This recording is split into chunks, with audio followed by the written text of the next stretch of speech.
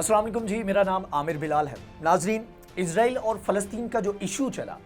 उसमें पूरे international media के ऊपर इजराइल की जानिब से या इजराइल के सपोर्ट करदा जो भी उनके कठपुतलियाँ थी उनकी जानिब से एक नैरेटिव बिल्ड किया गया और इवन के अमेरिका बहादुर ने भी यही एक नैरेटिव जो है उसको आगे लेकर चला कि इजराइल के पास राइट टू सेल्फ डिफेंस होना चाहिए। और ये तमाम तर नैरेटिव बिल्ड किया गया उन चीज़ों की बेस के ऊपर, उन हकायक की बुनियाद के ऊपर जो इजराइल की जानिब से अमेरिका के सामने रखे गए। अब यहाँ पर इजराइल ने यह कहा कि हमास की जितनी भी सेटलमेंट्स हैं, हमास का जो टनल सिस्टम है, जितना भी जो एरियाज़ हैं जहाँ से वो रॉकेट लॉन्च करते हैं, तो ये सारी चीज़ें जो हैं हम इनको तबाह करेंगे। हमने इनको तबाह बर्बाद करने के लिए ये ऑपरेशन इसको हमने लॉन्च किया था। अब हुआ ये एक बड़ी इंटरेस्टिंग, जो कि आज की वीडियो में आपके सामने मैं चीज़ रखने जा रहा हूँ, वो ये है कि इससे पहले इस तरह की बौखलाहट या इस तरह की बोंगियाँ हम अपने हमसाया मुल्क भारत से सुना करते थे, जिसमें कहा जाता था अच्छा जी ये एक कैंप था दहशतगर्दों का, इसके ऊपर बम्बारमेंट कर दी गई, ये एक नया कैंप है और इसके अंदर से ये दहशतगर्द निकल रहे हैं, ये हो रहा है, वो हो रहा है। लेकिन बाद में जब इन्वेस्टिगेट किया जाता था तो पता लगता था कि वो कोई या सरकारी बिल्डिंग थी या फिर कोई स्कूल था या कोई इस तरह का हॉस्पिटल था जहाँ पर जिसको जो है वो दहशतगर्दों का कैंप या दहशतगर्दों का हेडक्वार्टर बताकर या बनाकर उसके ऊपर पूरा नैरेटिव बिल्ड किया जाता है। इसी तरह की एक बोंगी साबिक वजीर दिफा हैं इजराइल के, उनकी जानिब से मारी गई है। और इंटरेस्टिंगली आपके सरप्राइज़ के लिए ये पाकिस्तान के अंदर एक बिल्डिंग है जिसको वहाँ पर हमास का हेडक्वार्टर का नाम दिया गया है। तो ये मैं आपके सामने रखता हूँ। दूसरा ये है कि अमेरिका की जानिब से एक और बयान सामने आया है जिसमें उन्होंने कहा है कि अमेरिका इजराइल के दिफा के लिए कुछ भी करने को तैयार है। अब भाई, इजराइल के लिए सबसे ज़्यादा ज़रूरी उसका दिफा है, तो दूसरे जो मुल्क हैं या अगर फ़लस्तीन की बात करते हैं, हमास की बात करते हैं, तो उनका दिफा भी ऑफ कोर्स अहमियत का हामिल होना चाहिए।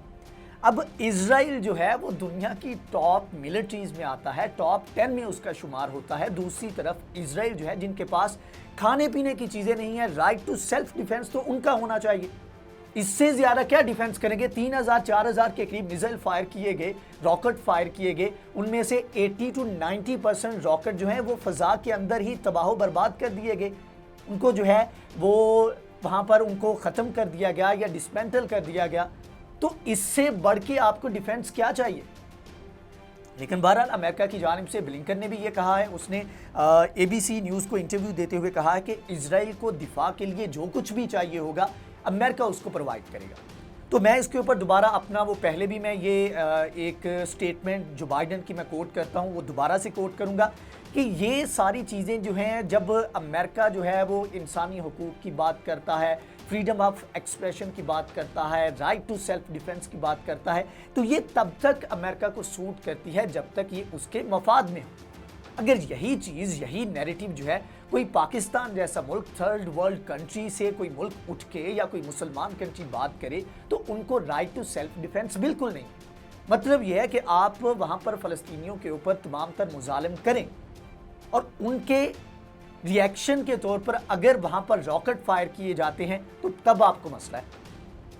और वहाँ पर 200 से ज़ायद फ़लस्तीनी शहीद हो गए, 60 से ज़्यादा बच्चे शहीद हो गए, वो जो है आप उसकी बात नहीं करते। लेकिन जो 10 जो है किसी ना काम के बंदे इजराइल के मारे गए, अब उनके ऊपर आपको है जी वो सिविलियन है, उनके ऊपर अटैक किया गया तो उनको डिफेंड करने के लिए हम इजराइल की मदद करेंगे। और इसके ऊपर बहरहाल ये सारी चीज़ें, ये बयानात उस वक्त आ रहे हैं जब अमेरिका के अंदर काफ़ी तनकीद का निशाना बनाया जा रहा है जो बाइडन को। और रिसेंटली जो तकरीबन $700 मिलियन की जो एक फंडिंग थी उसको अप्रूव किया गया था इजराइल के लिए, तो उसके ऊपर जब तनकीद की गई तो अभी उसके ऊपर काफ़ी पेशरफ्त हो रही है। कुछ लॉ मेकर हैं, कुछ सेनेटर हैं जिन्होंने अमेरिका के अंदर ही उन्होंने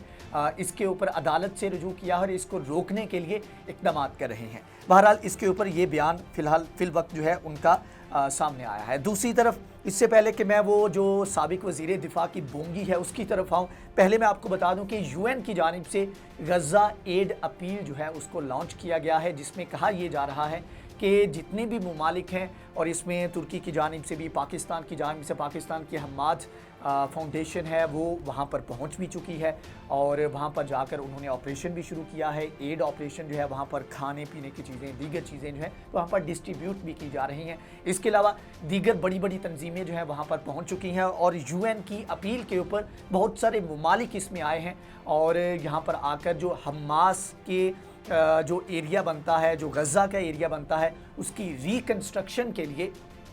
यहाँ पर जो है फंड्स दिए जाएंगे। वहाँ पर जाकर फ़लस्तीनी जो है उनकी मदद की जाएगी। मतलब ये है कि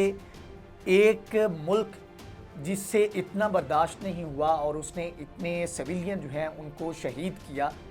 उसके ऊपर कोई उंगली नहीं उठा रहा, उससे कोई मुतालबा नहीं किया जा रहा। अब चे जाए कि उससे पूछा जाए, उससे कहा जाए कि भाई आप ये तमाम तर चीज़ें, तमाम तर डैमेजेस जो हैं इनके ऊपर आप पैसे दें, आप इसकी रिकन्स्ट्रक्शन करें। उल्टा जो है पूरी दुनिया के लोग इकट्ठे होकर ये तमाम तर इक़दाम कर रहे हैं और वो तमाम तर बिल्डिंग्स, रिहायशी इलाके जिनको मसमार किया गया है, जो घर मसमार किए गए, जो इंटरनेशनल जो मीडिया हाउसेस थे उनके ऑफिसेज मसमार किए गए, तो उसके ऊपर जो है वो जाकर वो तमाम तर बिल्डिंग जो है उनको रिकन्स्ट्रक्ट किया जाएगा। अब आ जाते हैं जी इजराइल के साबिक वज़ीर दिफा की जानिब से क्या बोंगी मारी गई है। इनका नाम है जी नफ्ताली बेनेट, ये साबिका वज़ीर दिफा थे और इनकी जानिब से रिसेंटली जब ये तमाम तर सूरत हाल चल रही थी उस वक्त उन्होंने जो गज़ा के अंदर सिचुएशन चल रही थी तो वहाँ पर वो ब्रीफ कर रहे थे और उन्होंने कहा कि देखें जी ये वो इलाका है जहाँ पर यहाँ पर हमास की जो सेटलमेंट्स हैं, ये यहाँ पर इनका हेडक्वार्टर है, यहाँ पर हम फायर करेंगे और उसके बाद जो है हमारा जो ऑपरेशन है वो कामयाब हो जाएगा। और इसके बाद IDF की जानिब से पूरी एक डिटेल्ड स्टेटमेंट भी जारी की गई जिसमें कहा गया जी ये सारी चीज़ें थी, इसके ऊपर हमने इक़दाम किए, ये वो जगह थी हमास की जहाँ पर हमने अटैक किए और इनको हमने ग्राउंड लेवल तक जो है वो लेवल ग्राउंड जो है वो कर दिया गया। तो इसके ऊपर इस बंदे ने वहाँ पर एक जो है ना बिल्डिंग का इसने जो है वो पिक्चर जो वो शो की और वो बाद में जो गूगल का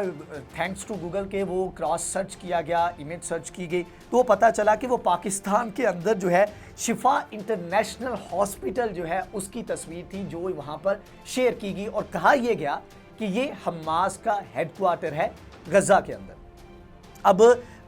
इसके ऊपर काफ़ी ज़्यादा ले-दे भी हो रही है और काफ़ी ज़्यादा तनकीद का निशाना भी बनाया जा रहा है, ख़ास तौर पर बर्रे सगीर में पाकिस्तानी ट्रोल्स और इंडिया के अंदर जो कि एंटी मोदी हैं उनकी जानिब से कहा यह जा रहा है कि ये बिल्कुल सिमिलर